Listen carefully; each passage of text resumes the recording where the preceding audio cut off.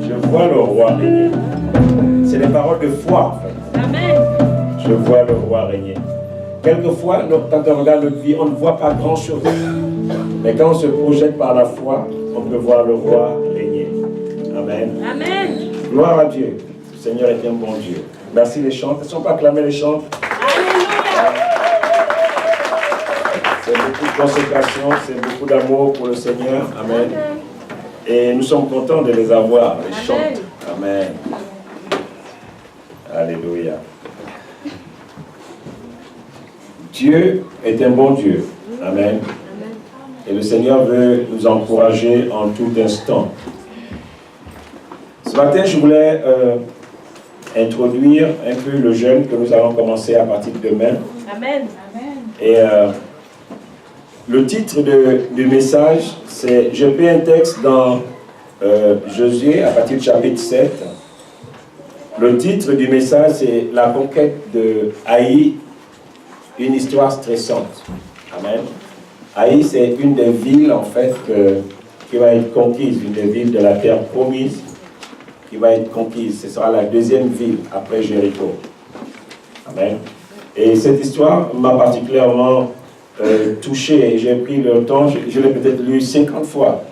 Parce que c'est une belle histoire. Amen. Et Dieu nous parle vraiment au travers de sa parole. Amen. Dieu nous parle au travers de sa parole.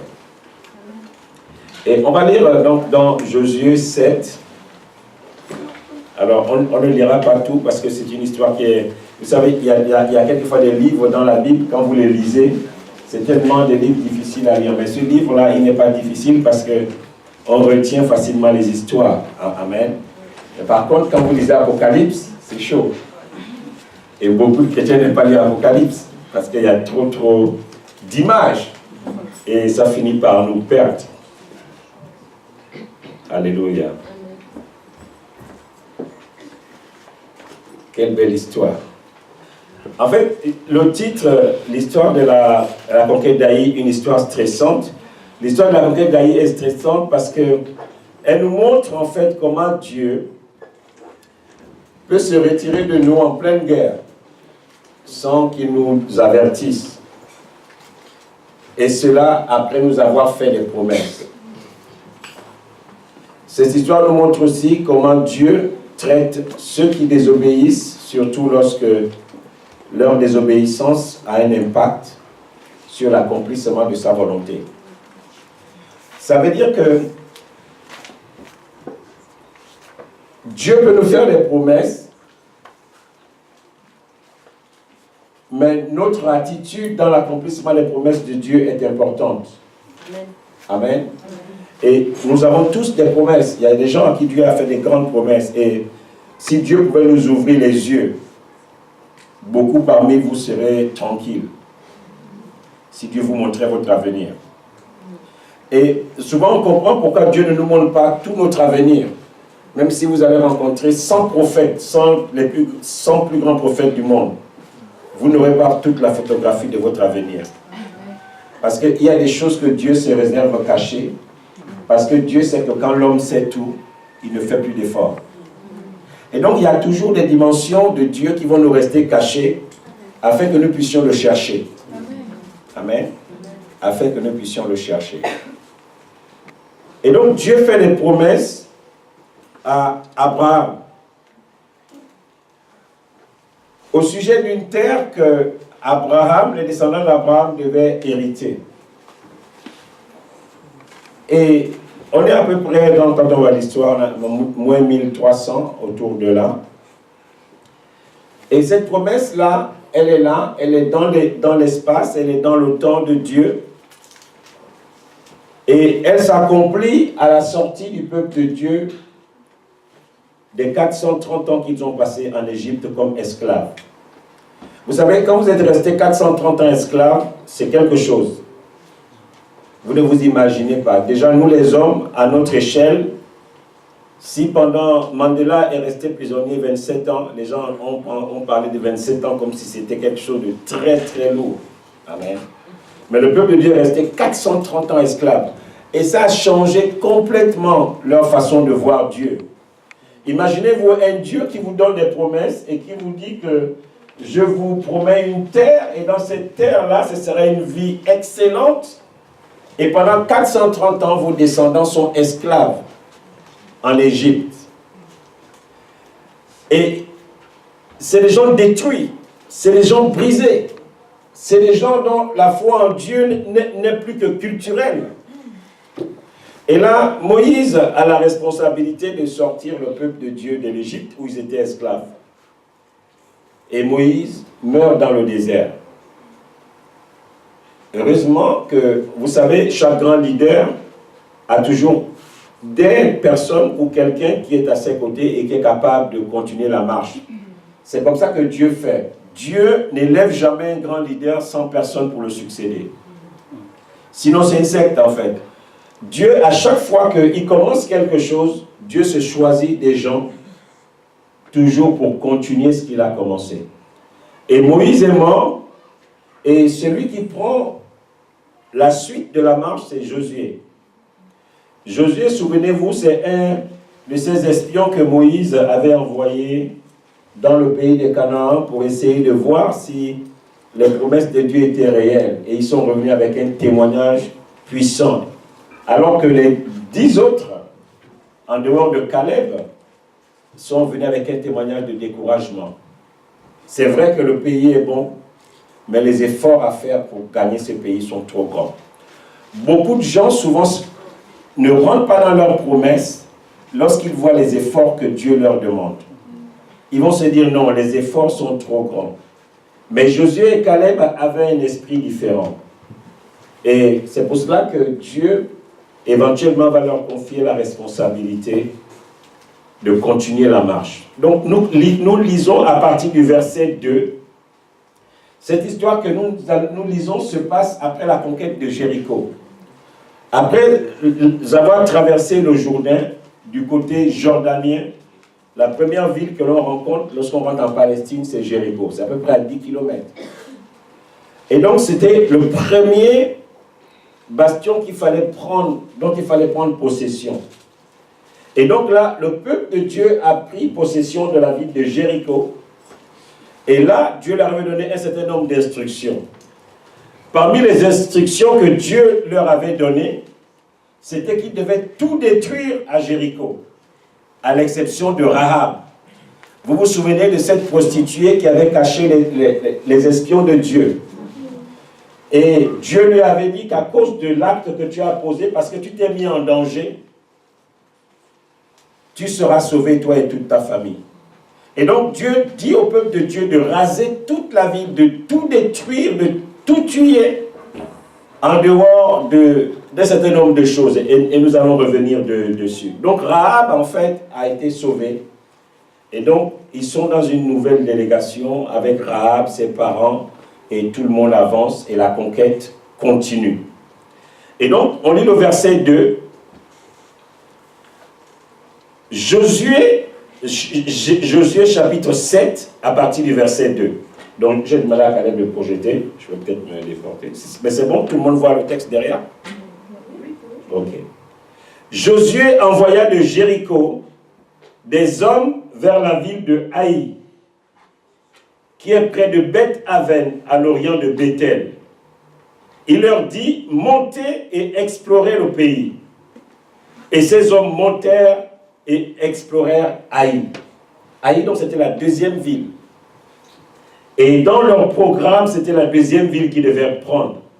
Ces hommes revinrent auprès de Josué et lui dirent, il est inutile de faire marcher tout le peuple.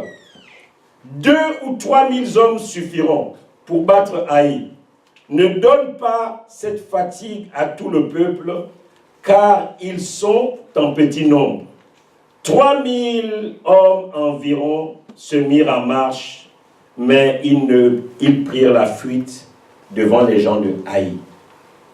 Alors, qu'est-ce qui se passe? Donc, Josué envoie des gens en avant. Vous savez, quand on est les techniques de guerre, on essaie toujours de mesurer le combat. Combien ça va me coûter en termes de guerre, en termes de combat.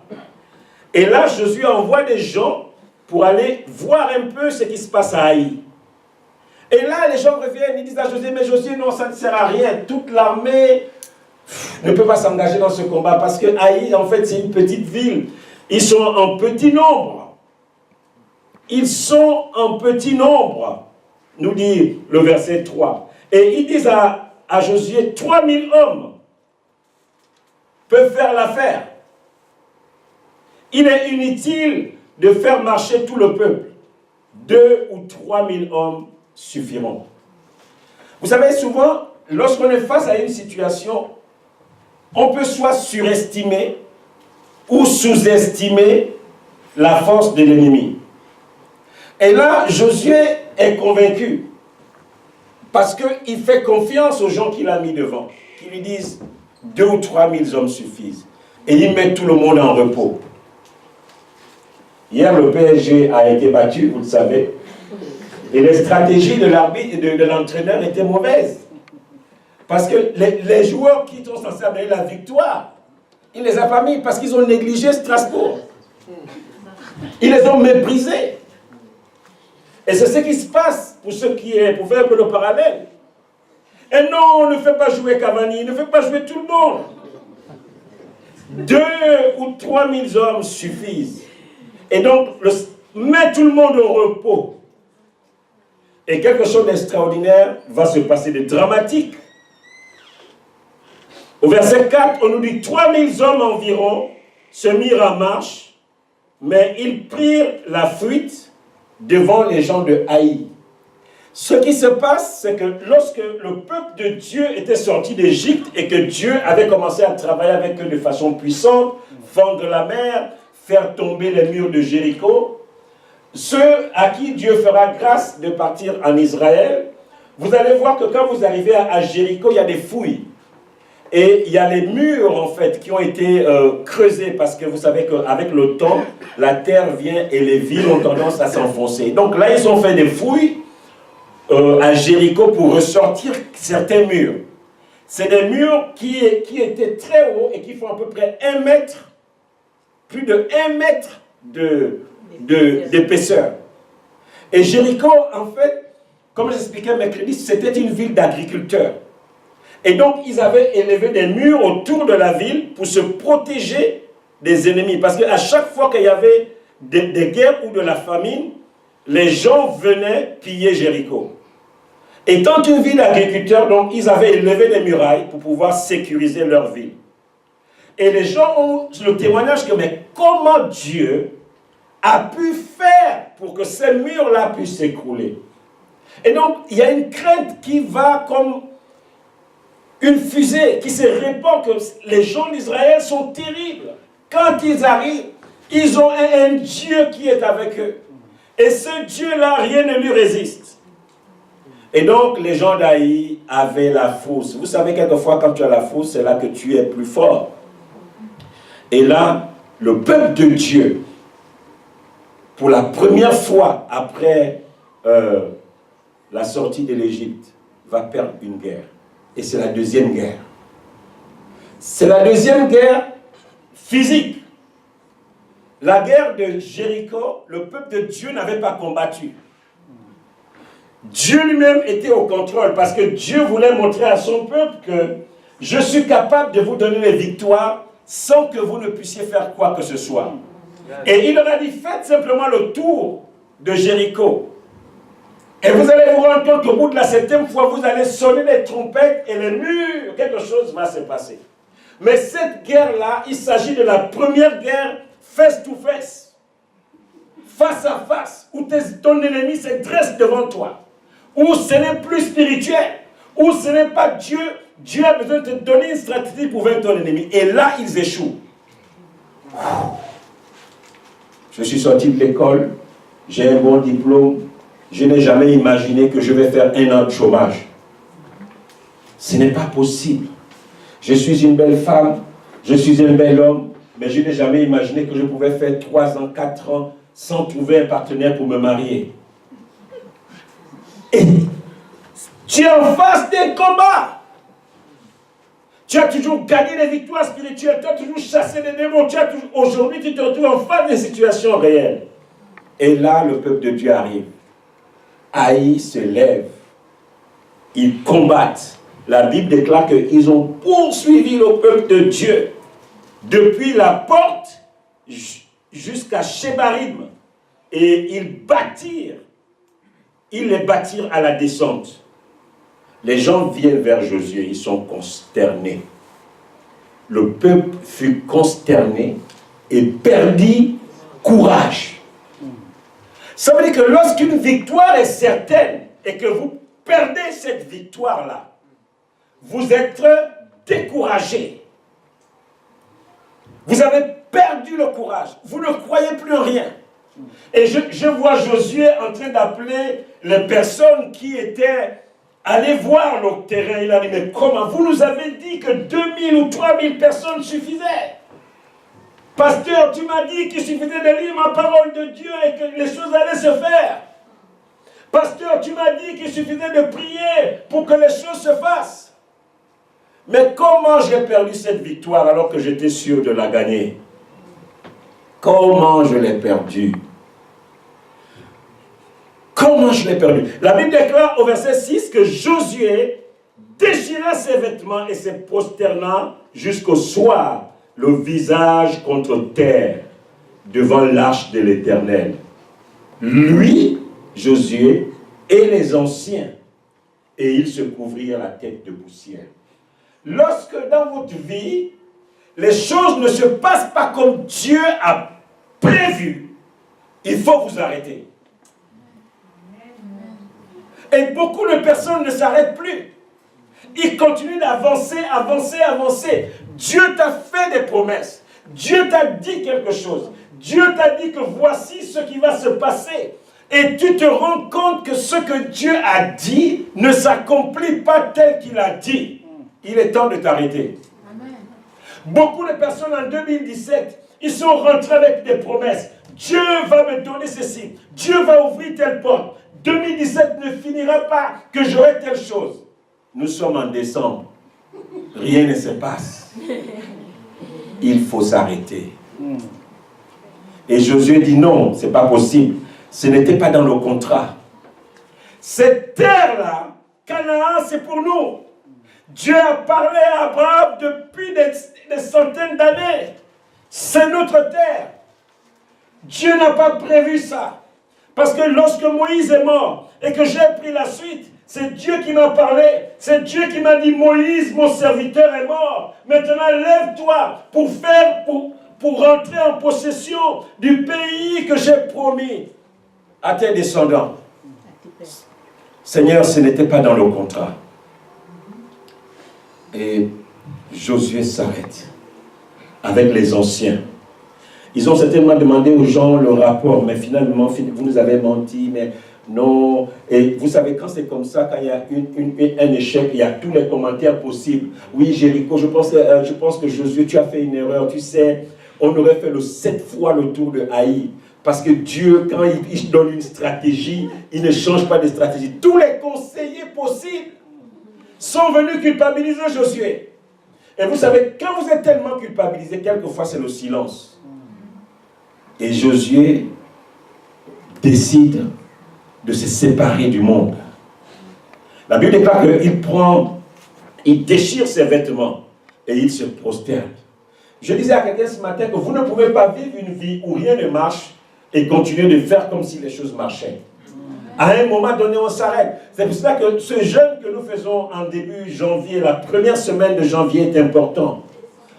De décembre. Parce qu'à partir de la deuxième semaine, le diable va venir vous présenter ses fêtes. Il va venir vous faire acheter tout ce que vous voulez acheter.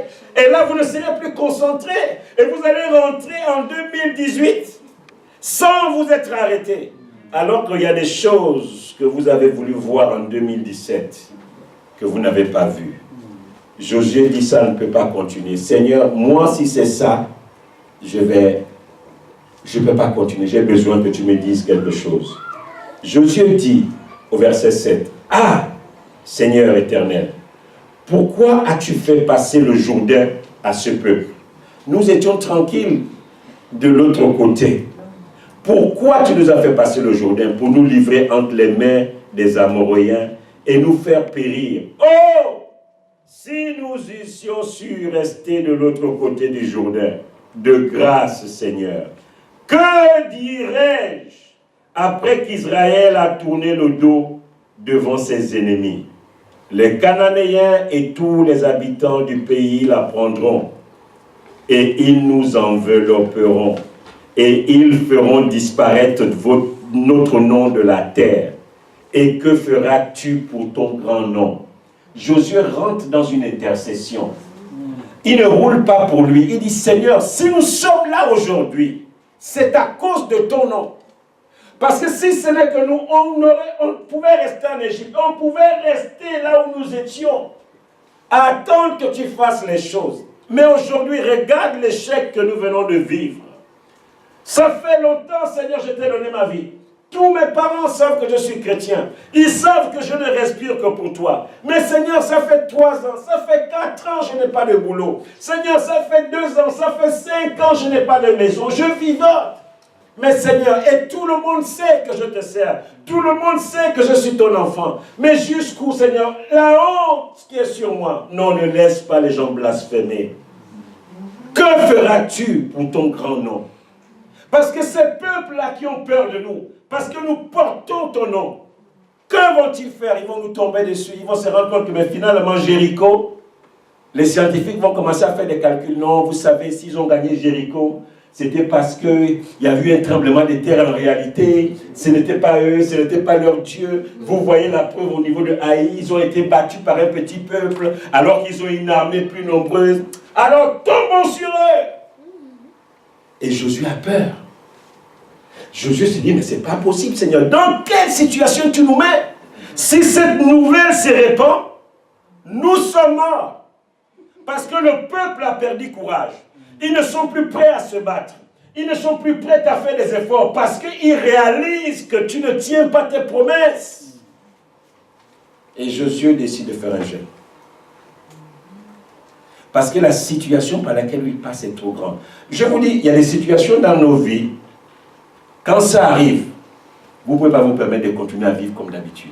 Moi, je vois des gens, ils sont en guerre dans leur travail, dans leur foyer, dans leur famille, et ils vivent normalement.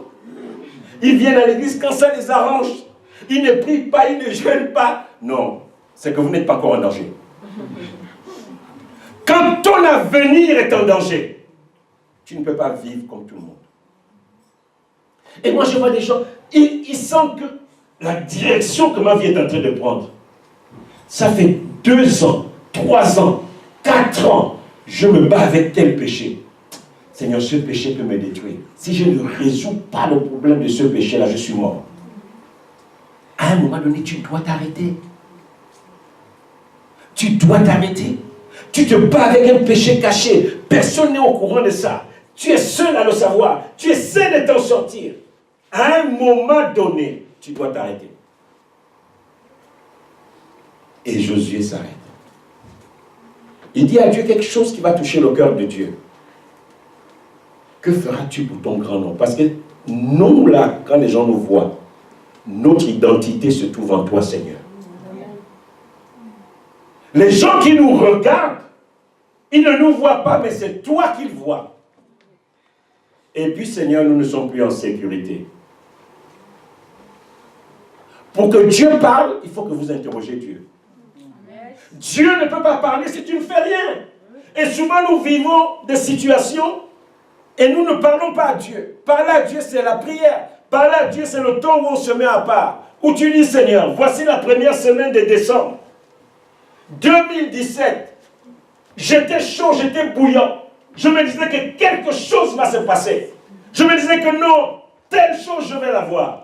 Mais l'année est terminée, Seigneur. Je commence à avoir peur parce que l'heure avance, l'âge avance. J'ai quand même peur, Seigneur. J'ai peur de l'avenir. J'ai peur parce que j'ai le sentiment que ça va être compliqué pour moi. J'ai dit aux gens que tu es le Dieu qui me soutient. Mais là, Seigneur, c'est pas bon. Je te dis, je suis inquiet, mon Dieu. Je vous dis, quand vous avez déjà vu quelqu'un qui déchire ses vêtements devant tout le monde. Vous croyez que c'est un petit problème, quelqu'un qui se met devant les gens. Je vais vous choquer, il se met nu devant les gens. La Bible dit qu'il a déchiré ses vêtements, pas son haut. Il déchire ses vêtements. Ça veut dire qu'il est dans le désespoir. Même Josué lui-même a perdu courage. Et quand je vous dis que quelqu'un se retrouve dans cette situation, c'est qu'il n'a pas de visibilité sur l'avenir. Mais nous, quelquefois, nous n'avons pas de visibilité sur l'avenir. On dort, on mange, on suit toutes les séries télévisées. Non, tu n'es pas encore en danger. Est-ce que quelqu'un peut dire Amen? Amen. Non, tu n'es pas encore en danger. Tu vas rentrer, tu te mets devant ton canapé, tu prends ton verre de vin tranquille, tu changes de chaîne de télé. Non, tu n'es pas encore en danger. Tu n'es pas encore en danger. Vous connaissez quelqu'un qui peut se mettre en plein Paris, il prend ses vêtements, il déchire. On va dire qu'il est fou. Josué, la Bible nous dit qu'il n'a pas déchiré son t-shirt. Amen. Il a déchiré ses vêtements.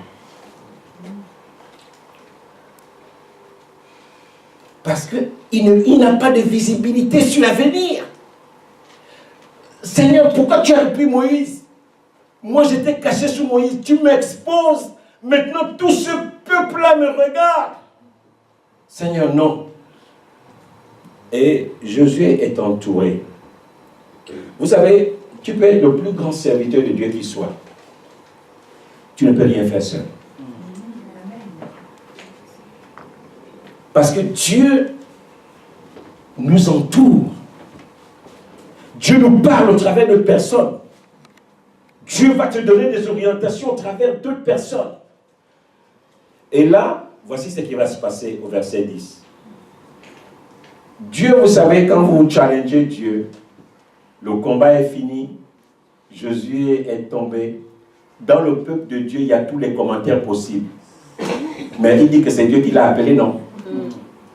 Pourquoi maintenant nous en sommes là? Il dit que Dieu est puissant, non? Pourquoi nous en sommes là? Il y avait tous les commentaires possibles. Il y avait des gens qui se réunissaient ici, les gens qui étaient pour Josué, les gens qui commençaient à dire que non, il faut que nous on crée notre truc ici. Entre ceux qui sont devenus des prophètes, qui recevaient des choses que non, Josué, en fait, je pense qu'on aurait dû garder la stratégie de Jéricho. Josué, non, nous on va faire une délégation, on va aller voir Josué en lui disant que non, on va répartir et on va essayer d'enrayer la stratégie de Jéricho. Tous les commentaires possibles. Vous savez, souvent quand il y a une crise, Dieu s'éteint. Parce que dans les crises, la crise révèle le cœur de chaque personne. Et souvent, ce qui va se passer, c'est que Dieu va laisser les gens parler, parce que c'est le moment aussi pour lui de disqualifier les gens et d'élever certaines personnes. Ceux qui vont avoir la bonne attitude, Dieu va les élever. Amen. Ceux qui vont avoir la mauvaise attitude, Dieu saura que celui-là, je ne peux pas compter sur lui. Parce que dès qu'il y a une crise, il n'est plus le même. Amen. Et Dieu s'éteint. La Bible nous déclare que Josué, il pleure. C'était des vrais pleurs. Ce n'était pas les pleurs qu'on voit au cinéma. Ce n'était pas ça. Il pleure. Et quelque chose se passe au verset 10. Regardez ce qui va se passer ici. L'Éternel dit à Josué, mais Seigneur, Josué est avec les anciens. Moi, je pensais qu'une fois, il devait parler à un mur, quelque chose. Il y a toujours quelqu'un qui doit porter la vision. Il y a toujours quelqu'un qui doit se mettre en avant et qui doit communiquer aux autres. Parce que lorsque Dieu parle à tout le monde, ça veut dire de faire plusieurs visions. Et Dieu a besoin de parler à Josué pour lui dire les choses. Et Josué a besoin de prendre ce que Dieu lui a dit pour remotiver le peuple. Parce que si Dieu parle à tout le monde en même temps, chacun va avoir sa version. En fait, Josué, tu sais, bon, je sais que le chef a dit ça, mais tu as oublié la virgule qu'il avait mis ici. Tu as oublié le mais il t'a dit ça, c'est vrai, mais tu as oublié que, oh, en fait, on devait être habillé en rouge. Non. Dieu dit non. Je parle à Josué. L'Éternel dit à Josué, lève-toi. Pourquoi restes-tu ainsi couché sur ton visage? Et Dieu révèle à Josué ce qui se passe. Israël a péché. Ils ont transgressé mon alliance que je leur ai prescrite. Ils ont pris des choses dévouées par interdit et ils les ont dérobées et les ont dissimulées et ils les ont cachées parmi leurs bagages. Donc Dieu dit à Josué que ce qui est en train de se passer, c'est qu'il y a des gens autour de toi, il y a des gens avec toi qui ne sont pas nets. Parce qu'ils ont pris des choses que j'ai dévouées par interdit. Lisons juste le chapitre avant. Josué 6, le verset 17 à 18. Ce que Dieu va leur dire par rapport à Jéricho. Parce que nous sommes dans la conquête de la deuxième ville. La première ville qu'ils ont conquise, c'est Jéricho. Et Haï, c'est la deuxième ville. Écoutez ce que Dieu va leur dire pour la conquête de Jéricho. Il leur dit, la ville de Jéricho sera dévouée à l'Éternel, par interdit. Et tous ceux qui s'y trouvent, mais on laissera la vie à Rahab, la prostituée, et à tous ceux qui seront avec elle dans sa maison, parce qu'elle a caché les messagers que nous avions envoyés. Écoutez le verset 18, la différence. Mais, gardez-vous seulement de ce qui sera dévoué par interdit, car